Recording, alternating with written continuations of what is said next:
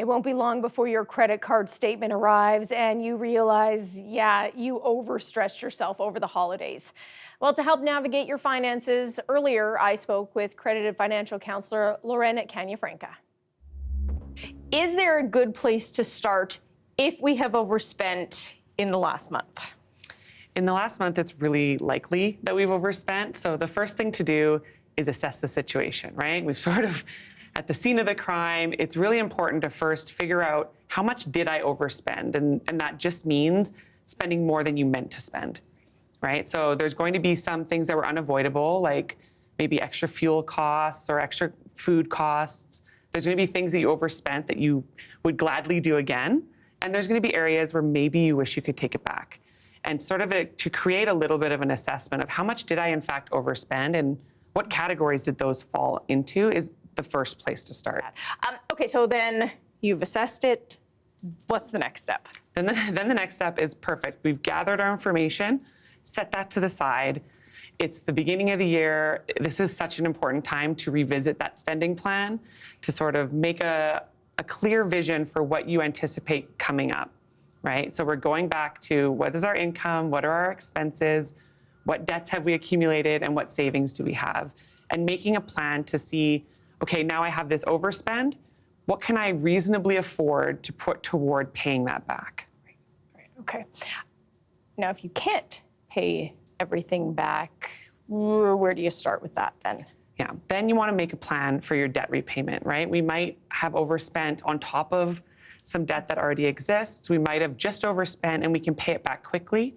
But if you're in a situation where it's maybe going to take a little while to pay back, and that's reasonable, then you're going to use one of the strategies that we have talked about before, right? Either smallest balance to largest balance, or if you want to be really efficient because it might take a while to pay back, maybe start with highest interest rate to try to save as much interest as possible.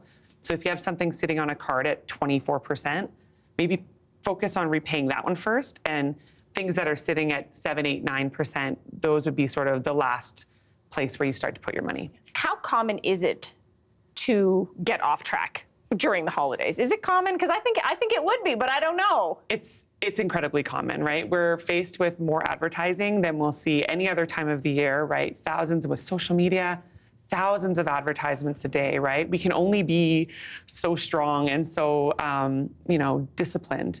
And so it is incredibly common to overspend on gifts. It's incredibly common to be fatigued from a year of affordability crisis. It's really a time where our biases are going to say, you know what, we can justify this, we can make this work. So it is really a time where it's common, but common doesn't mean that it's good for us, right? There's a lot of things that we do that are really common that are not so great for us. When it comes to making, even when it comes to, I don't want to say it, but like New Year's resolutions, where do finances fit into that, if they should at all? This is a great time. So New Year's resolutions is something that we all sort of have come to accept, are something that we start with great intentions, and then by March, we don't even remember what the plan was, right? And that's that intention action gap, like knowing what I want, but not knowing how to get there. And so when it comes to finances, it's really a big part of the holistic picture of your financial well-being. So rather than saying, oh, I overspent by $2,000, no fun for 3 months, instead say, okay, how do I prevent this? Let's say next year we're going to do the same thing. There's a bunch of things on that list that I will do again.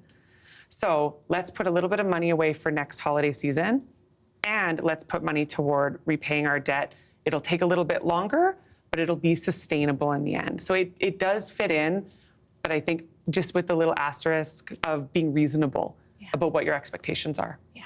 Lauren, I love talking to you because when I talk to you, I just take a deep breath and I'm like, okay, because it's great advice. And when it comes to finances, it can be so daunting, but you just help make sense of it. Thank you so much. Oh, it's my pleasure. Thank you so much for having me.